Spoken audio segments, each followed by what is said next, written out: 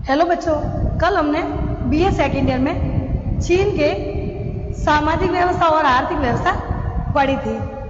आज हम चीन का संवैधानिक विकास यानी चीन के संविधान का विकास कैसे हुआ, किस तरीके से कितनी बार संविधान बना, ये सब हम इसमें पढ़ेंगे। तो शुरुआत विकास से थोड़ा परिचय।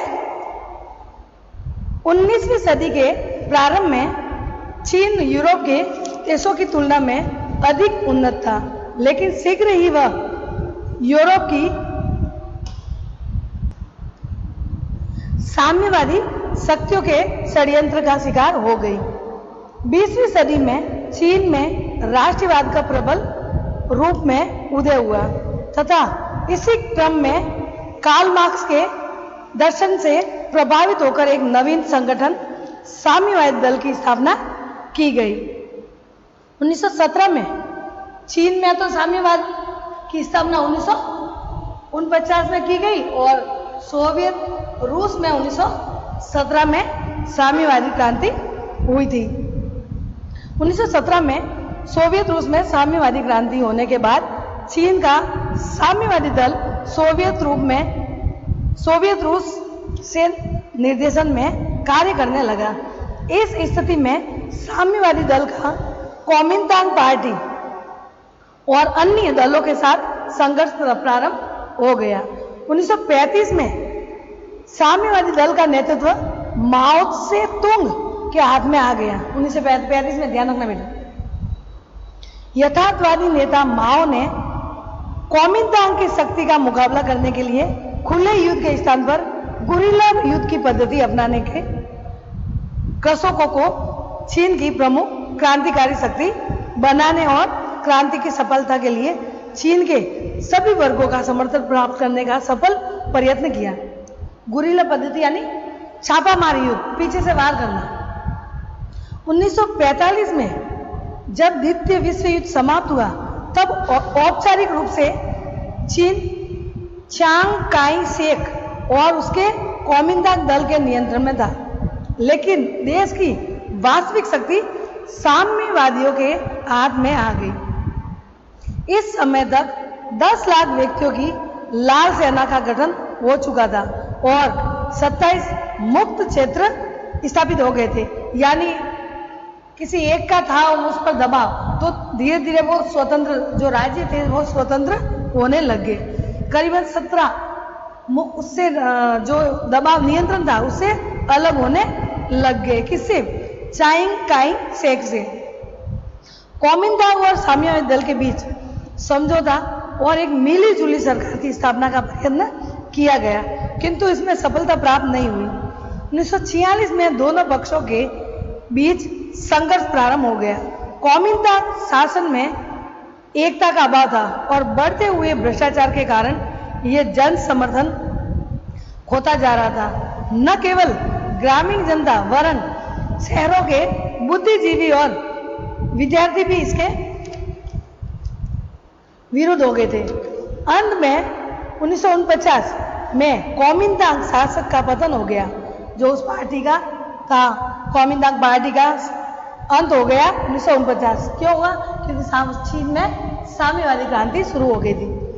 जबकि चांग काई शेक ने अपनी सेना के प्रमुख अंगों के साथ चीन के मुख्य भूमि को छोड़कर फार्मोसा टापू में शरण ले ली थी।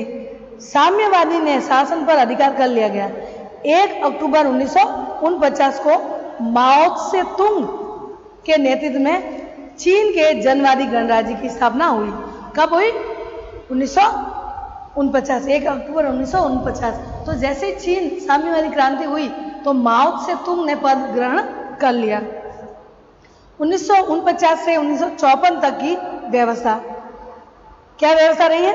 हेराल्ड हिल्टन ने लिखा है कि अपने अस्तित्व के प्रथम 5 वर्षों में चीन के जनवादी गणराज्य की न तो कोई राष्ट्रीय व्यवस्थापिका सभा थी और न ही कोई औपचारिक संविधान। इसके स्थान पर चीन में चीनी जनता का राजनीतिक परामर्शदाता सम्मेलन, सामान्य कार्यक्रम और मूल विधि थे।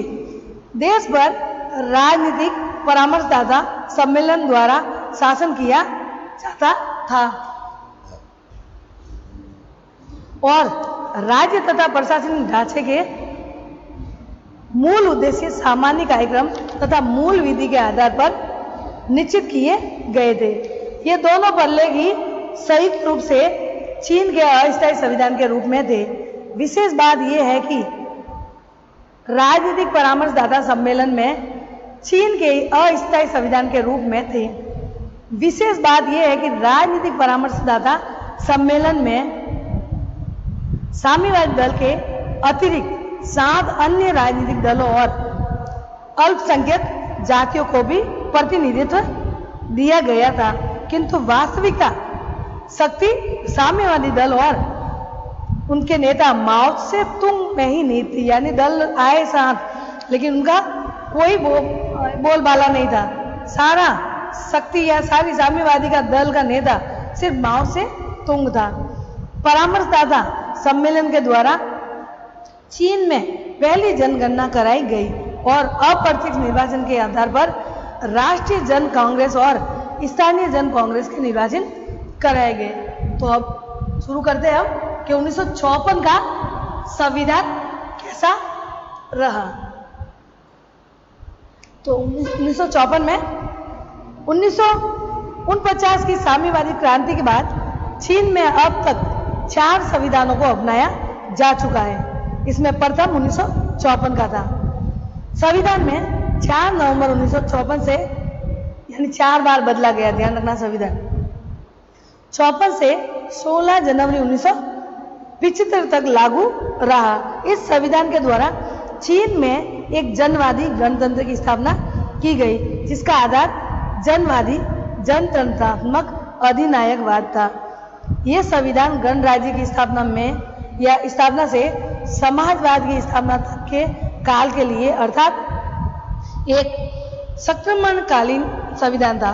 लोकतांत्रिक केंद्रवाद इस संविधान द्वारा स्थापित समस्त व्यवस्था का केंद्र बिंदु था। इस प्रकार से संविधान बना और 16 जनवरी 1975 में वो हटा दिया गया। फिर 1975 में नया संविधान बनाने की कोशिश की गई।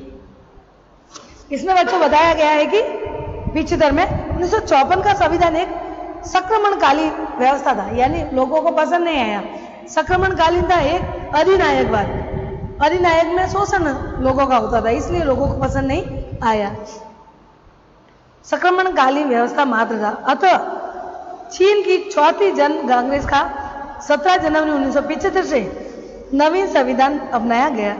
मार्क्सवाद, लेनिनवाद, माओवाद इस संविधान का दार्शनिक वैचारिक आधार घोषित किया गया। यह लिखित और अत्यधिक संक्षिप्त संविधान था। 4 अध्यायों में बटे हुए 30 अनुच्छेद थे संविधान में। तो ऐसा संविधान था। इस संविधान में कहा गया था कि चीन का जनवादी गणराज्य सर्वहारा वर्ग के अधिनायकत्व का समाजवादी राज्य है। संविधान के प्रथम अनुच्छेद में ही चीन गणराज्य में साम्यवादी दल के नेतृत्वकारी भूमिका का उल्लेख किया गया था। संविधान के प्रतिवेदन में लिया साओ ची ने कहा था कि चीन का साम्यवादी दल देश के नेतृत्व का केंद्र था। इस प्रकार से 1975 का यह संविधान इस तरीके से बना। अब है 1978 का संविधान, 1978 का 1975 का संविधान। इसमें 1954 का संविधान एक संक्रमणकालीन व्यवस्था मात्र था। अतः चीन की चौथी जन कांग्रेस द्वारा 17 जनवरी 1975 से नवीन संविधान अपनाया गया। मार्क्सवाद, लेनिनवाद और ये तीनों अपनाए गए। तो इसमें ही बच्चों इन्होंने ये ऐसे के कारण ये बदला गया 54 में, क्योंकि मार्क्सवाद, लेनिनवाद और माओवाद तीनों ने संघर्ष किए थे कि मजदूर एक हो जाएंगे, वर्ग विहीन होगा समान। तो इस तरीके से लोगों को पसंद नहीं आया और संविधान वापस 1978 का बना दिया गया। 1975 का संविधान अत्यंत ही संक्षिप्त संविधान था और इस संविधान में अनेक प्रमुख बातों का भी उल्लेख नहीं था। ऐसी स्थिति में 1975 के संविधान को अपनाने के लिए एक वर्ष बाद ही नवीन संविधान को अपनाने की आवश्यकता अनुभव की जाने लगी। इसके अतिरिक्त 9 सितंबर 1976 को 1976 को माओ से तुंग दिवंगत हो चुके थे और नए शासक माओ की नीतियों से कुछ असहमति रखते थे। इस पृष्ठभूमि में नवीन संविधान की आवश्यकता अनुभव करते हुए उसका निर्माण किया गया। अंत में 5 मार्च 1978 को 1978 को चीन की 5वीं कांग्रेस द्वारा नया संविधान स्वीकृत कर उसे लागू किया गया था। 1978 के संविधान में भी केवल 60 अनुच्छेद थे। इस प्रकार से यह भी एक संक्षिप्त संविधान ही था। संविधान द्वारा चीन में जनवादी गणतंत्र की स्थापना करते हुए समस्त सत्ता जनता में निहित की गई। संविधान के प्रथम अनुच्छेद में कहा गया कि जनवादी चीन सर्वहारा वर्ग की तानाशाही वाला एक समाजवादी राज्य है जिसका नेतृत्व श्रमिक वर्ग के हाथों में है और श्रमिकों तथा कृषकों के बीच अटूट मैत्री के संबंध विद्यमान है। संविधान के अनुच्छेद 2 के अंतर्गत शासक के और इस प्रकार अंत में 5 मार्च 1978 को चीन की 5वीं कांग्रेस द्वारा संविधान स्वीकृत कर लिया गया, उसे लागू किया गया। 1978 के संविधान में भी केवल 60 अनुच्छेद थे। इस प्रकार यह भी संविधान एक संक्षिप्त संविधान ही था। संविधान द्वारा चीन में जनवादी गणतंत्र की स्थापना करते हुए समस्त सत्ता जनता में निहित की गई थी। संविधान के प्रथम अनुच्छेद में कहा गया कि जनवादी चीन सर्वहारा वर्ग की तानाशाही वाला एक समाजवादी राज्य है जिसका नेतृत्व श्रमिक वर्ग के हाथों में है और श्रमिकों तथा कृषकों के बीच अटूट मैत्री के संबंध विद्यमान है। संविधान के अनुच्छेद 2 के अंतर्गत शासन के समस्त अंगों तथा जीवन समस्त क्षेत्रों में साम्यवादी दल का एकाधिकार स्वीकार किया गया। संविधान में स्पष्ट कहा गया है कि चीन की समस्त जनता के नेतृत्व की धुरी साम्यवादी दल है। कामकर वर्ग राज्य सत्ता पर अपना नेतृत्व अपने अगुआ और प्रहरी चीन के साम्यवादी दल के माध्यम से रखता है। अब इस तरीके से ही बार बार बदलता गया, नए नए संविधान बनते गए। अब वर्तमान में 1982 का संविधान जो नया संविधान बना और वर्तमान में चीन में ये संविधान चल रहा है। तो नए संविधान की पृष्ठभूमि पढ़े पहले हम कि कैसे ये नया अभी तक रहा टिकते हुए, ये तीनों संविधान क्यों नहीं रहे। तो पृष्ठभूमि में 1976 में माओ से तुंग की मृत्यु के बाद चीन की आर्थिक, सामाजिक और राजनीतिक व्यवस्था में माओ के योगदान पर पुनः विचार किया जाने लगा और 1978 ईस्वी के बाद सत्तारूढ़ शासक वर्ग के द्वारा विशेष रूप से ये अनुभव किया गया कि माओ का रूढ़िवादी साम्यवाद का मार्ग आज की परिस्थितियों के लिए उपयुक्त नहीं है और इसके स्थान पर प्रगतिशील साम्यवाद तथा विकसित औद्योगिक तकनीकी को अपनाने जाने की आवश्यकता है।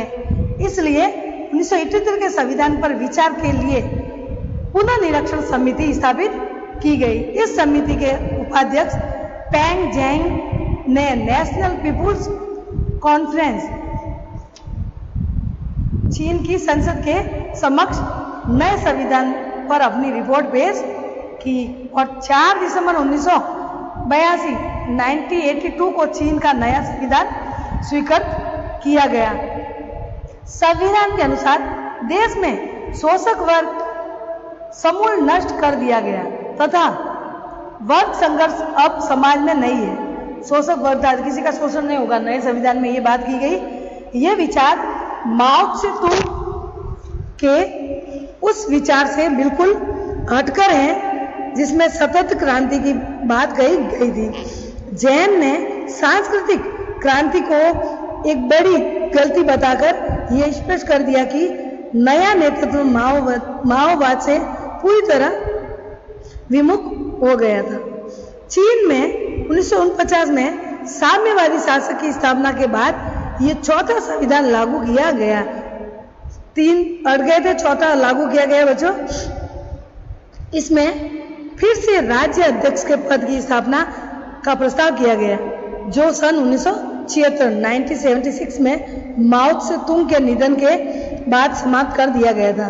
यद्यपि इस संविधान के मसौदा की प्रतियां काफी पहले चीन में वितरित कर दी गई थी और तभी से यह महसूस किया जा रहा था कि संभवत नया संविधान लागू होने के बाद चीन की मूलभूत नीतियों में कुछ परिवर्तन लक्षित हो, लेकिन जो संविधान लागू किया गया उसमें और मूल मसीहे में काफी अंतर है।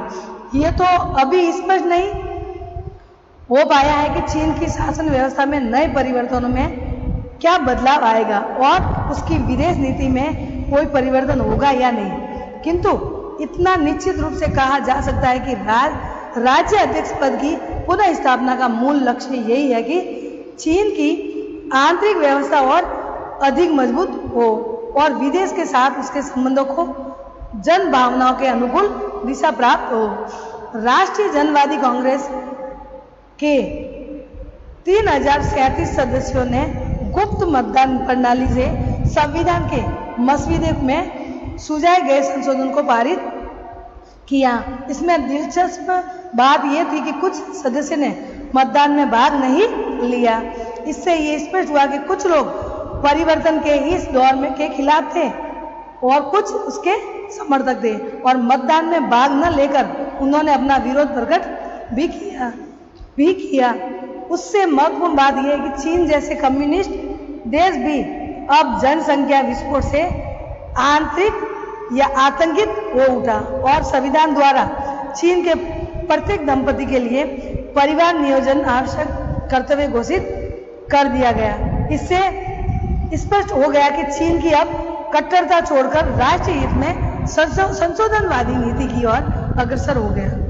1982 के संविधान में समय समय पर संशोधन भी किए गए, जिसमें 7वीं जनवादी कांग्रेस द्वारा 1988 में, 8वीं जनवादी कांग्रेस द्वारा 1993 में और 9वीं राष्ट्रीय जनवादी कांग्रेस द्वारा 1999 में तथा 10वीं राष्ट्रीय जनवादी कांग्रेस द्वारा 2004 में किए गए संशोधन प्रमुख है।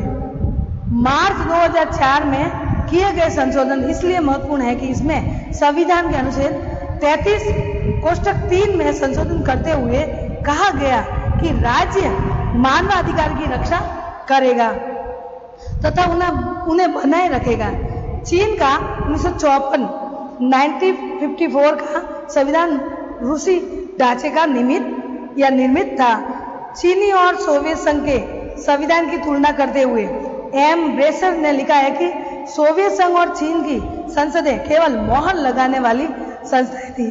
कालांतर में परिवर्तन की आवश्यकता अनुभव हुई और इसका प्रमुख कारण 1966, 1966 और 1969 के बीच की सांस्कृतिक क्रांति की उपलब्धियों को संवैधानिक जामा पहनना था।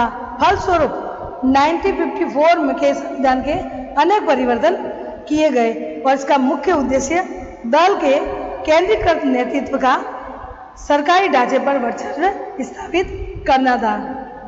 1975 तथा 1978, 1975 और 1978 के संविधान संक्रमणकालीन सिद्ध हुए। उसका उद्देश्य एक नए स्वतंत्र और अपेक्षाकृत वृहत औद्योगिक और आर्थिक व्यवस्था को विकसित करना था। 1980 से ही चीन एक महाशक्ति बनने की दिशा में आगे बढ़ रहा था, किंतु कृषि उद्योग, राष्ट्रीय सुरक्षा, विज्ञान और तकनीकी के आधुनिकीकरण की समस्या बनी हुई थी। अतः ऐसी संविधान की आवश्यकता अनुभव की गई जिसमें राष्ट्रीय अर्थव्यवस्था में विश्व का अग्रणी बन सके। तो इस प्रकार से बच्चों ये चीन के संवैधानिक विकास हुआ। चीन का नया संविधान और वैचारिक आधार क्या था, इसमें भी हम आगे वो पढ़ेंगे कि उनके विचार क्या थे। चीन के संवैधानिक विकास का तीन बार ये हो चुका था, चौथे में अभी वर्तमान में ये 1982 में ये बरकरार रहा है। ठीक है बच्चों, कल हम चीन के संविधान की विशेषता और चीन का नया संविधान के वैचारिक आधार पढ़ेंगे, क्योंकि आपको सिर्फ पहले जो पूछे तो वो लिखना, नहीं तो वर्तमान के संविधान की बात करना, 1982 का संविधान की, नया संविधान जो वर्तमान में चल रहा है वही बात करना। ठीक है बच्चों, बाय।